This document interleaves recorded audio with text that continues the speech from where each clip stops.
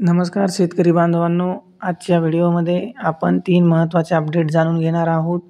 यामध्ये महा-डी-बी-टी संदर्भातील 2 तर पी-एम किसान सन्मान निधी संदर्भामध्ये 1 अशा 3 महत्त्वाचे अपडेट आपण पाहणार आहोत। सर्वप्रथम महा-डी-बी-टी संदर्भातील कृषी यांत्रिकीकरण योजनेत 30 दिवसांची अट आता शिथिल करण्यात आली आहे।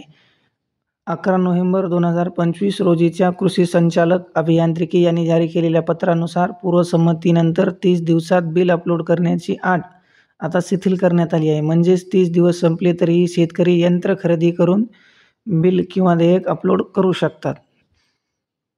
तसेच दुसरी महत्त्वाची अपडेट अशी की सध्या महाराष्ट्रामध्ये स्थानिक स्वराज्य संस्थांच्या निवडणुकामुळे आचारसंहिता लागू झाली आहे।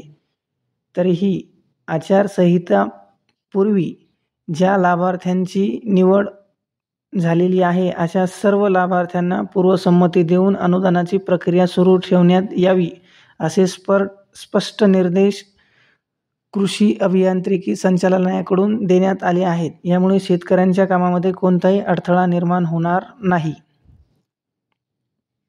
अशा 2 महत्त्वाच्या अपडेट महा-डी-बी-टी संदर्भातील। तिसरी महत्त्वाची अपडेट पी-एम किसान संदर्भातील। पी-एम किसान सन्मान योजनेचा 21वा हप्ता 19 नोव्हेंबर 2025 रोजी सर्व पात्र शेतकऱ्यांच्या खात्यात जमा करण्यात येणार आहे। धन्यवाद।